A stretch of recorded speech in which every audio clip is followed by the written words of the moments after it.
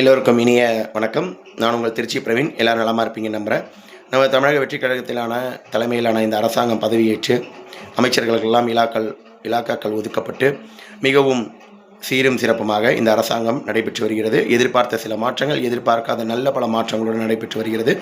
இன்னும் அதிரடியான பல மாற்றங்கள் இன்னும் அடுத்தடுத்த துறை சார்ந்து நடக்க இருக்கின்றது என்ற ஆவலுடன் இந்த ஒரு சில மாற்றங்களையும் எதிர்பார்த்து இந்த பதிவு தான் நம்ம பார்த்துட்ருக்கோம். எல்லா சட்டமன்ற உறுப்பினர்கள், அமைச்சர் பெருமக்கள் எல்லாருமே தனது அருகாமையிலே உள்ள அரசு மருத்துவமனை, பள்ளிக்கூடங்களை ஆய்வு செஞ்சு வரீங்க. அது ரொம்ப மகிழ்ச்சியாக இருக்குது. அது மேலும் தளபதி மற்றும் தலைமையின் தலைமையிலான இந்த அரசாங்கத்தை வலுப்படுத்தக்கூடிய, அந்த கரத்தை வலுப்படுத்தக்கூடிய ஒரு நிகழ்வாக அமைகிறது என்றால் அது மிகையாகாது. இதுக்கு முன்னாடி உள்ள ஆட்சியாளர்களும் இதை பண்ணியிருக்காங்களா? எஸ், பண்ணியிருக்காங்க. ஆனால் இங்கு தமிழக வெற்றிக் கழகத்தின் தலைமையிலே இந்த வெற்றி பெற்ற இந்த சட்டமன்ற உறுப்பினர்கள், அது இளம் வயதில் உள்ள நிறைய பேரால் நிறைய மாற்றங்களை கண்டிப்பாக இங்கே கொண்டு வர முடியும். அந்த மாற்றங்களை ப்ராசஸை ஸ்ட்ரென்தன் பண்ணுறது மூலமாக மட்டும்தான் கொண்டு வர முடியுங்கிறது தான் நிதர்சனமான உண்மை.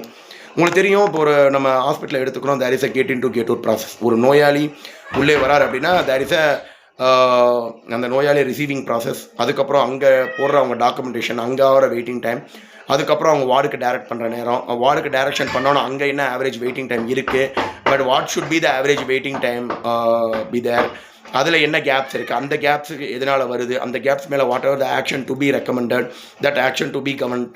ஸோ இதெல்லாம் பார்க்கணும். அந்த வார்டில் ட்ரீட்மெண்ட் எடுக்கிறதுக்கு முன்னாடி நோயாளிகளுக்கு அவங்க வாய்மொழியாகவோ இல்லை டாக்குமெண்டேஷன் வாயிலாகவோ தரப்படுகின்ற ட்ரீட்மெண்ட் என்ன அப்படிங்கிறது முழுமையாக விளக்கப்பட்டிருக்கா, அது டாக்குமெண்ட் பண்ணியிருக்கா.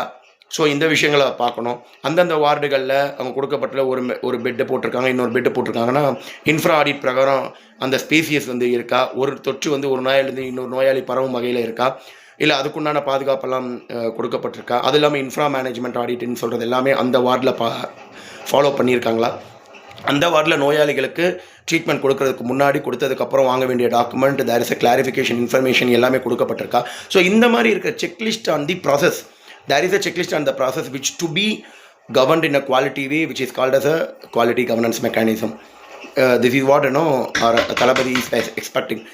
Generally, definitely, if all the people are following this audit with the proper checklist, definitely இந்த ஆய்வு அப்படிங்கிறது ஒரு மிகப்பெரிய ஒரு மாற்றத்தை ஏற்படுத்தும். என்ன ப்ராசஸ் அங்கே உள்ளே நடக்குது, என்ன மாதிரியான செயல்முறைகள் நடக்குது, அதன் மேலே என்ன கேப் இருக்குன்னு மக்களுக்கு புரிய வரும். அப்போ மக்களுக்கும் கவர்மெண்ட்டுக்குள்ளே இருக்கிற ப்ராசஸுக்கும் என்னான அந்த கேப் இப்போ 70-80% இருக்குன்னா டெஃபினெட்லி இமீடியட்டாக எந்த இதுவும் உடனடியாக காட்சிகள் மாறாது. கண்டிப்பாக அது ஒரு 80-40% குறையும், அப்புறம் 30% குறையும், அப்படி தான் குறையும். ஆனால் இந்த செக்லிஸ்ட் பிரகாரம் போகும்பொழுது டெஃபினட்டாக ஒவ்வொரு ஆய்வு